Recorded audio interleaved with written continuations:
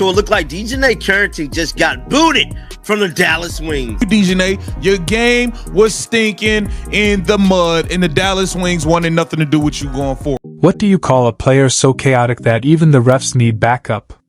DiJonai Carrington.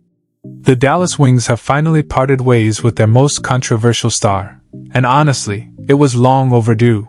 This is the same player who infamously poked Caitlin Clark in the eye during the playoffs, injured her own teammate, Paige Buchers, in a reckless attempt to target Jessica Shepard, and caused such mayhem during a game against the Chicago Sky that referees had to call for security.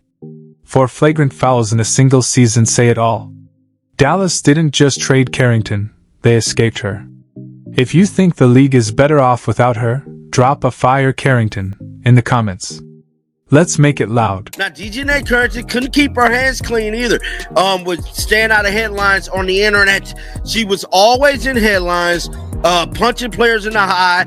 And then we have to remember, she nearly injured Paige. Like, everybody forgot about that. Y'all remember when she nearly injured Paige, nearly took her whole knee out?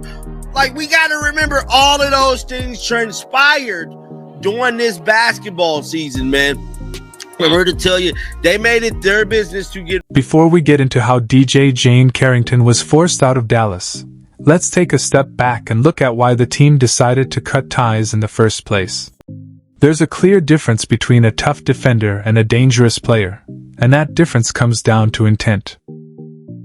Carrington's game tape reads less like a highlight reel and more like a medical report. It all started with the incident that put her under the microscope. The now infamous eye poke on Caitlin Clark during the 2024 playoffs. Clark ended up with a black eye, and the entire basketball world was left stunned, asking the same question: did we really just see that happen? DiJonai, you're always in a dirty play. DiJonai, once again, here we are today. Oh, DiJonai. Picture the scene. First-round playoff clash between the Connecticut Sun and Indiana Fever. Caitlin Clark goes up for one of her signature shots, and DiJonai Carrington steps in to contest. But what happens next goes far beyond normal defense. Carrington's hand makes direct contact with Clark's face, not a glancing swipe, but a deliberate hit to the eye area. The impact was immediate. Clark's head snapped back, and she clutched her face in pain. The rookie phenom who had carried Indiana through a breakout season was left with a black eye, one that quickly became the defining image of the playoffs. As everyone else has seen this angle, I'm calling her in, and I'm saying to her, I need answers. But here's what most people don't realize about that play. The aftermath exposed just how intentional Carrington's aggressive style really is. While Clark was left dealing with the physical fallout, Carrington showed no hint of remorse. No apology. No concern. Not even the slightest acknowledgement that she might have gone too far. Instead, she doubled down, embracing the chaos like it was part of her brand. It wasn't just physical play anymore, it felt personal.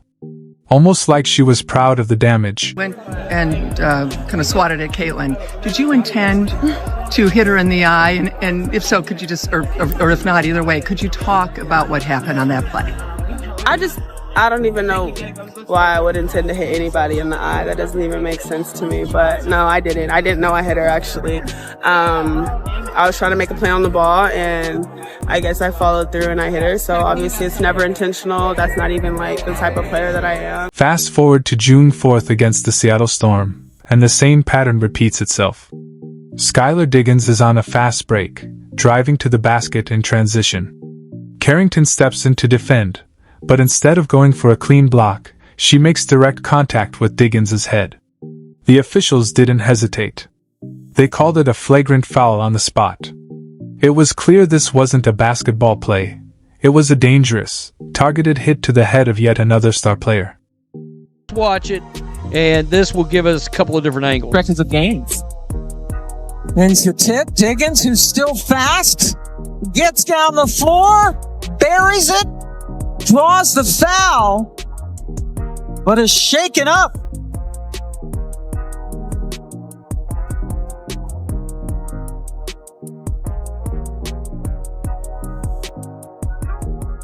But when we get some different angles of it, you just see how this is clearly, definitely, 100% not a basketball play. Let's take a look. And follow through We got DiJonai. Signals for the officials that this will likely get upgraded. DiJonai, did you forget what sport you're playing? You know this is... Fans and analysts quickly connected the dots. These weren't isolated incidents anymore. The pattern was impossible to ignore. The same reckless contact, the same targeting of star players' faces and heads, again and again. One fan captured the sentiment clearly, saying, "That's not physicality. That's a trash play from a dirty player who doesn't belong on the court." With each new incident, the public outrage grew louder, and rightfully so. DiJonai Carrington is clearly a dirty player. There's no ifs, ands, or buts about it. And if Chin, what do you have going on in that mind of yours? Are you okay? DiJonai, are you okay? DiJonai, are you okay? Are you okay? DiJonai, are you okay? DiJonai, are you okay? Are you okay? Yes, DiJonai. Get it together, collect your thoughts, collect your emotions, because the last thing we need to see you is crashing. Each incident only escalated in severity, and so did the public backlash. The Clark incident became the blueprint for understanding every Carrington foul that followed, aggressive, reckless, and consistently aimed at high-profile players. Whether it was going after seasoned veterans like Skylar Diggins or rising stars like Caitlin Clark, Carrington's approach never changed. Target the face, target the head, and stir up chaos at every opportunity. The incidents piled up faster than Dallas could explain them away, laying the groundwork for even more troubling behavior to come. Ball's being pushed down court. Whoa. Yeah, I mean, this will be a better angle of it. I think we'll be able to see how hard the foul is right here. That's a hard foul, and she does get her in the face when she's coming down. Most players at least worry about injuring opponents with dirty plays. Carrington took it a step further. She managed to take out her own teammate while trying to hurt someone else. The May 21st game against the Minnesota Lynx said it all. It was the perfect snapshot of everything wrong with Carrington's approach to the game. You weren't just watching a reckless defender. You were watching someone so fixated on causing damage that she ended up creating collateral damage inside her own locker room. Reached around Shepard's body, but the fact that she went for the basketball and for the block really... The basketball play. Yeah, it is. And she ends up getting Shepard in the face, the nose. I don't know which takes precedent. Oh, see, it's the hit the ball and then it's the pull back.